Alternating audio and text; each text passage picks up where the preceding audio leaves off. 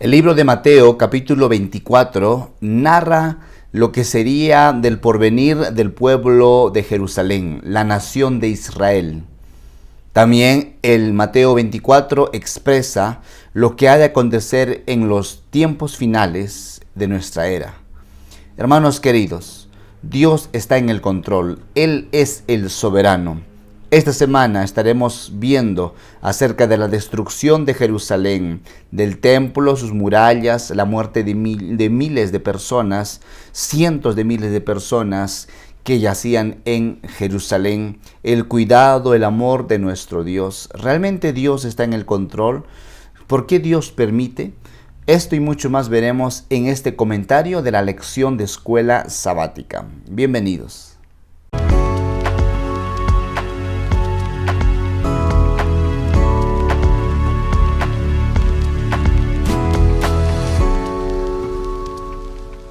¿Cómo están, hermanos? Dios los bendiga. Qué alegre poder tener esta oportunidad para ir a la lección de escuela sabática. Mi nombre es Ananías Mamani y quiero invitarlo a que usted pueda compartir este video con sus amigos. Comparte este video con sus seres queridos. Dale un like, un me gusta. Si aún no está suscrito a este canal, también lo pueda realizar. Queremos crear esta comunidad del estudio de la palabra de nuestro Dios y tener este espacio para seguir confiando de que Dios está en el control, aprender por supuesto más de la palabra inspirada y de esta manera tener nuestro corazón puesta en Cristo Jesús. La lección de esta semana está sumamente interesante, así que acompáñanos en este comentario, vamos a orar y pedir que Dios sea con nosotros. Gracias te damos, Señor, por tus cuidados en nuestra vida. Gracias también, Padre, por tu amor manifestado hacia nosotros. Sigue, Señor, guiando nuestros caminos. Ayúdanos a tener un espíritu recto de entrega hacia ti. Y que estas lecciones que hemos de analizar sean una oportunidad de poner nuestra confianza, nuestra vida enteramente hacia ti. Acompáñanos, en Cristo Jesús oramos. Amén, Señor. Muy bien, hermanos. Vamos a ir a nuestra lectura bíblica de esta semana. Cuando vamos a la lección de escuela sabática, esto nos invita al Antiguo Testamento. Isaías capítulo 41, el verso 10. Dice la palabra allí: No temas, que yo estoy contigo. No desmayes, que yo soy tu Dios, que te fortalezco. Siempre te sustentaré con la diestra de mi justicia. La palabra aquí expresa diciendo: no temas, yo estoy contigo. ¿Por qué expresa el autor de la lección, por supuesto inspirado, para este texto bíblico del Antiguo Testamento? Porque es necesario saber lo mismo para nosotros. No tema.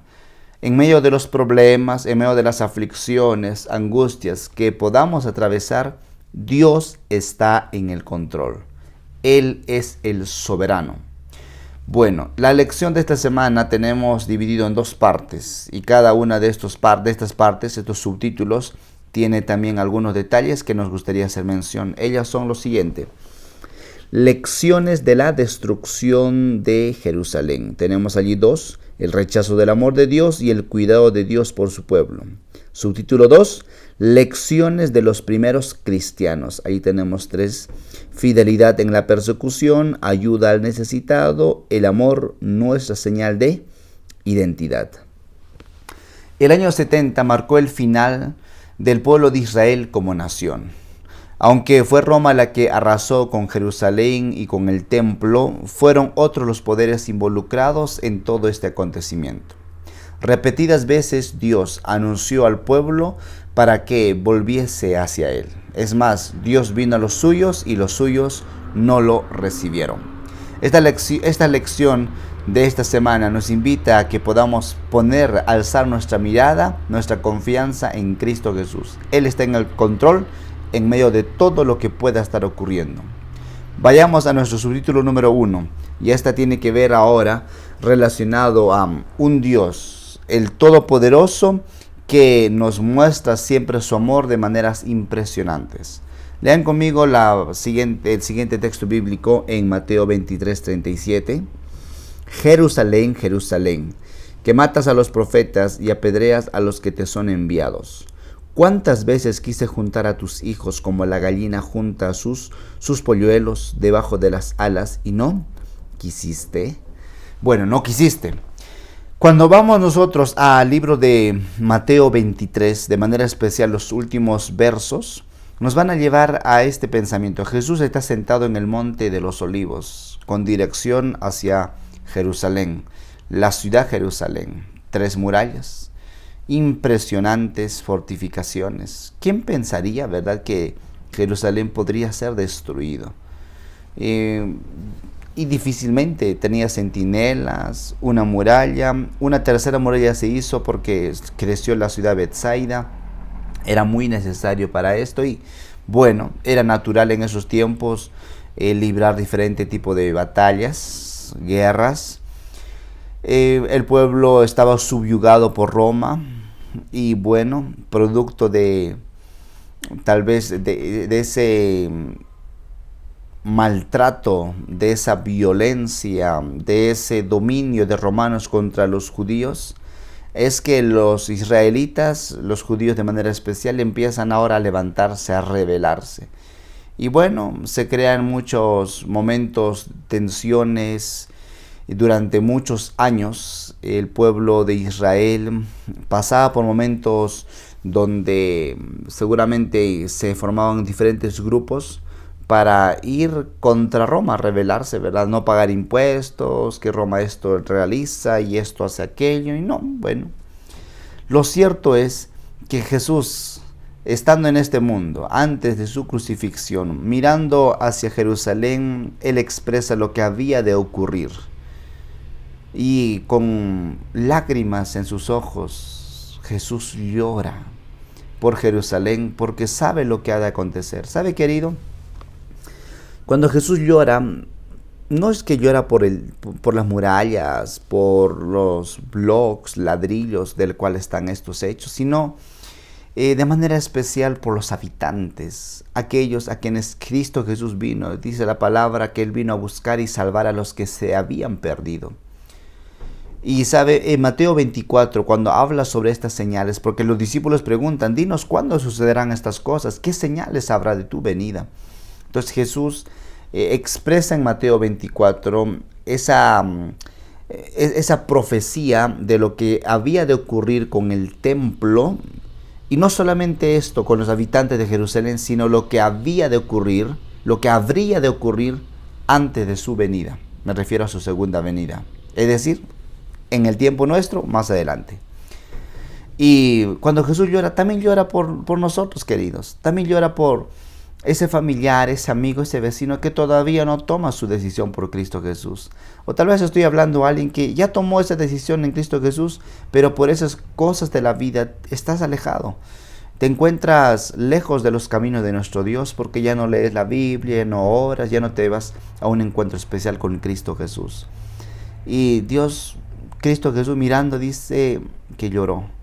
Vamos a Él una vez más. Qué grande amor es nuestro Dios. En este punto, el pueblo rechaza el amor de nuestro Dios. El pueblo no quiere saber más del amor de nuestro Dios. El año 70 fue un momento difícil, ¿verdad? Vamos a ir al punto número 2 de este subtítulo número 1, donde podemos nosotros leer Lucas 21:20, donde dice, donde ahí se da una señal. Dice, Jerusalén rodeada de ejércitos. Aquí se da una señal. Cuando los discípulos preguntan, ¿verdad? ¿Cuándo sucederán estas cosas? Y Dios expresa, ¿verdad? En Lucas 21, en el libro de Mateo 23 y de manera especial el 24, para decir, mire, cuando ocurran estas cosas, cuando esta señal ha de venir, entonces salgan ustedes de allí, no se queden en Jerusalén. Y exacto. En el año 66, Cayo Cestio Galo estuvo rodeando, había llegado mucho tiempo antes, estuvo rodeando la ciudad de Jerusalén. No había forma de judíos escapar, pero solo estaban rodeando. Cuando de pronto ellos marcan la retirada, y los judíos van en persecución de ellos, al final los van a derrotar. Pero esa es la señal, la oportunidad donde los cristianos judíos saben que es el tiempo de no quedarse en Jerusalén, es el tiempo de salir, es el tiempo de ir fuera. Saben, más de un millón de judíos murieron cuando el año 70 volvieron los romanos a cargo del general Tito, el emperador Vespasiano. Destruyeron completamente, no quedó literalmente piedra sobre piedra, o sea, fue destruido el templo de Jerusalén. Otros más de medio millón de judíos fueron tomados como esclavos. ¿Qué episodio? El asedio duró muchos meses. Los romanos, cuando llegaron en el año 70, estuvieron asediando. Cuando finalmente no pudieron los judíos más resistir, al final Roma entró hacia Jerusalén, hacia la ciudad, destruyó todo a su paso. Qué lamentable escenario, realmente muy triste. Durante el tiempo de asedio, si las personas lograban escapar tras murallas y querían de alguna manera,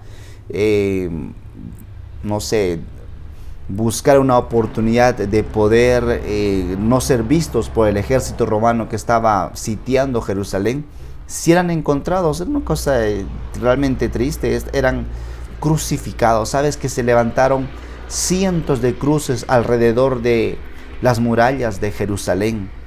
Y esas personas, qué lamentable escenario, qué triste escenario. Madres cosiendo a sus hijos, sirviéndoles como de comida. Hijos comiendo a sus padres ancianos. Qué cosa lamentable realmente, ¿verdad? Y bueno, ¿por qué no escaparon? ¿Por qué no huyeron? No quisieron escuchar. No quisieron atender, mas el cuidado de Dios siempre estuvo presente. Se les advirtió muchas veces, y por eso aquellos que sus ojos no estaban velados, sino sabían que lo que Jesús había dicho se iba a cumplir, ellos salieron. Saben que cuando vamos a ver lo que dice Flavio Josefo, un historiador de aquellos tiempos, dice que muchos miles de judíos murieron, pero cristianos realmente no murieron, porque supieron la hora del cual Jesús estuvo hablando y salieron. ¿Será que nosotros podemos en este tiempo estar alerta en el episodio, en el trasfondo de la vida que usted está teniendo, de manera especial los acontecimientos que está ocurriendo en nuestro mundo? Dios está cuidando de sus hijos. Dios está pendiente. Ve a Él, socórrete en Él. Bueno, hasta aquí hemos visto acerca de algunas lecciones que podemos aprender de la destrucción que pasó Jerusalén. Está pendiente a los tiempos, está atento a aquellos tiempos, porque son tiempos que indican que Jesús está muy cerca de venir. Acércate a Cristo Jesús para que tus ojos no estén velados. Sabes, los acontecimientos finales han de ocurrir rápido, ocurrirán en sucesión rápida, dice el capítulo 1 del libro Eventos de los Últimos Días. No espere que esto va a ocurrir así rápido, va a demorar. No espere que, eso falta todavía, que el fuerte pregón, derramamiento, zarandeo, sellamiento, lluvia tardía, que el cierre de tiempo de gracia, y falta mucho para... No, cuidado, no se confíe. ¿Sabe qué toma tiempo? Transformar nuestro carácter a semejanza de Cristo Jesús. Que Dios pueda guiarnos, socorrernos. Vamos a nuestro punto número 2, subtítulo número 2, y aquí vamos a analizar ahora en relación a la iglesia cristiana, la iglesia del siglo I. Y bueno, vamos a ver en la primera parte un pasaje bíblico, Hechos capítulo 8, verso 3, eso está: fidelidad en la persecución. Y Saulo asolaba la iglesia y entraba y arrastraba a hombres y a mujeres y los entregaba en la cárcel. Los comienzos fueron muy interesantes. Cuando nosotros vamos al libro de Hechos 2:41 o Hechos 4:8, encuentra que en un día cientos, miles de personas entregando su vida a Cristo Jesús. Los discípulos, la iglesia cristiana, no tenía miedo, era fiel por causa de Cristo Jesús, porque ellos sabían que si sufrían por causa de Cristo Jesús eran privilegiados, porque así también el Maestro sufrió.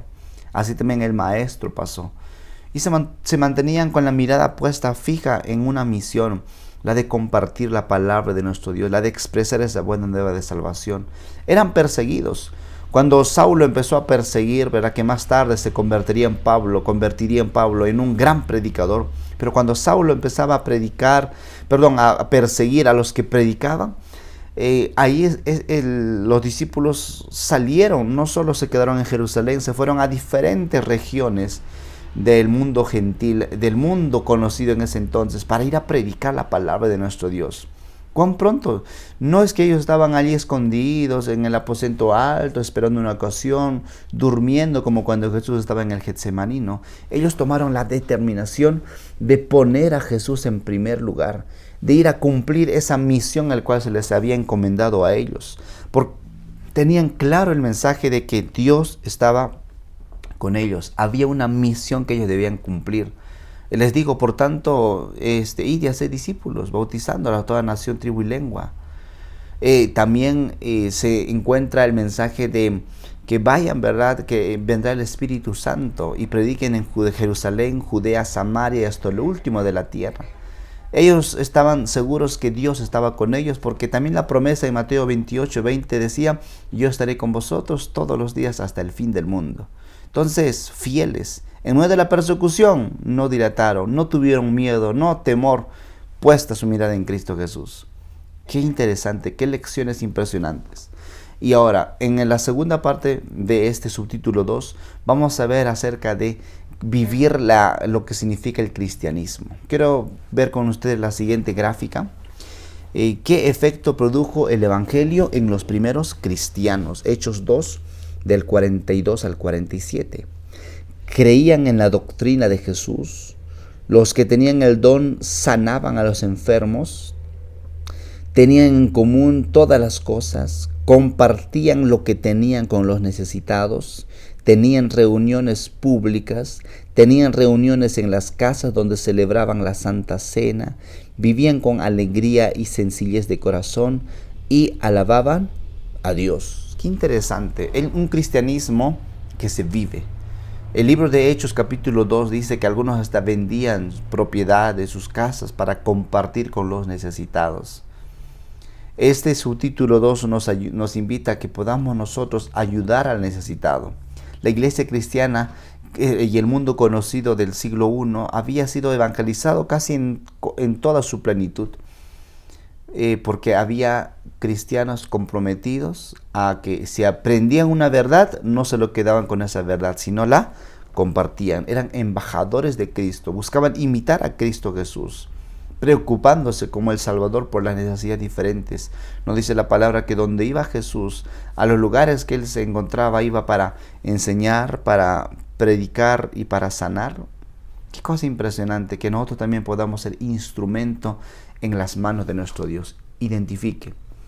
Tal vez a unos minutos, a un par de horas de donde usted vive, exista personas que estén pasando momentos difíciles, en extrema pobreza, en enfermedad tal como uno no se lo imagina que ocurre en su vida. Usted y yo podemos ser instrumentos de bendición en la vida de ellos. Vamos a nuestro último tópico de este segundo punto. Estamos viendo acerca de este asunto que nos invita a ver de la iglesia cristiana. El amor, nuestra señal de identidad. En esta parte quiero invitar a Juan 13:35. Leer, dice: en esto conocerán todos que sois mis discípulos, si tuviereis amor los unos con los otros. Amor. Amor es lo que queremos que se pueda mostrar hacia nuestro prójimo. Cuando vamos a la lección de escuela sabática, nos invita a vivir esa experiencia de mostrar ese legado de amor, morir al yo, para preocuparnos con nuestro prójimo, hacia nuestro prójimo. De hecho, en el año 160 después de Cristo y el 265 después de Cristo, ocurrieron dos pandemias fuertes a nivel mundial. Dos pandemias, no voy a mencionarlos en detalle, pero esto habla de la Antonina y de la peste de Cipriano, que fueron momentos donde millones de personas murieron en diferentes sectores, Por ejemplo, voy a poner un caso en Alejandría, Cuando vino esa peste del Cipriano, esa ciudad, del 100% de la población, el 60% murieron. Y eso implica millones. Fue un momento muy, muy difícil de cómo pasaron estos. Pero lo más interesante es que cuando la historia revisamos, los cristianos estaban cuidando de las personas que estaban pasando por estas necesidades. Los cristianos estaban allí. Incluso algunos morían porque eran contagiados por estas epidemias. Amigos, podamos nosotros fortalecer nuestra vida en Cristo Jesús, que podamos tener un corazón de amor hacia nuestro prójimo, que podamos hacer esfuerzos, que podamos ser intencionales para llevar esperanza, amor, paz en Cristo Jesús a aquellas personas. Solo que eso no pueden hacer porque yo digo, quiero hacer esto y yo lo voy a lograr, pero sin poner a Jesús como aliado para lograr estos objetivos. Tenés que poner a Cristo Jesús en primer lugar y Él hará esa obra maravillosa. Amigos queridos y hermanos, hay muchos detalles que queremos hacer mención de esta lección, más estos puntos claves mencionar. Dios, queridos, Dios está en el control. Dios advirtió a su pueblo de lo que habría de ocurrir. Dios les dijo qué señales habrían de acontecer y que ellos deberían estar pendientes para que no caigan en manos de los enemigos. Quienes lograron anticipar, tuvieron a bien reconocer lo que Jesús había dicho y huyeron. Aún en medio de ellas, Dios está en el control. Dios levanta hijos para ir a predicar buena nueva de salvación, en medio de las persecuciones, en medio de las angustias, en medio del acoso laboral, en medio de situaciones diferentes que usted y yo pasamos. Dios nos invita a que no bajemos la guardia, que no estemos sentados sin hacer nada, sino vayamos ante la presencia de Cristo Jesús. También nos invita a manifestar un amor incondicional hacia nuestro prójimo, que podamos ayudar al necesitado, que podamos identificar quienes necesitan de amor, de paz, de esperanza en su corazón, y que podamos brindar amor incondicional en Cristo Jesús para ellos. Que el Todopoderoso pueda guiar nuestras vidas, que el Misericordioso pueda bendecir su ser completo. Le animo a poner su mirada, sus ojos únicamente en nuestro Dios. Que el Todopoderoso pueda guiarlo. Este fue nuestro comentario de esta semana. Quiero invitarlo a que nos acompañe en nuestro próximo comentario por este mismo canal y de esta manera seguir avanzando y fortaleciendo nuestra vida en Cristo Jesús. ¿Oramos? Gracias, Señor. No es fácil el tiempo en que vivimos. Hay tantos detalles, Señor, mas tú estás en el control. Tú has prometido, Señor, que estarías con nosotros todos los días hasta el fin del mundo. Cumple, Señor, esas promesas. Fortalécenos, auxílianos. Pon en nuestro corazón un espíritu de completa entrega hacia ti. Bendice, Señor, a mis hermanos, amigos, familia. Si alguno está atravesando por una situación difícil en su vida, Señor, restáuralo, límpialo, sálvalo. Bendito, alabado y glorificado siempre sea tu nombre. Sigue, Señor, en medio nuestro y con nosotros. En Cristo Jesús te pedimos. Amén, Señor.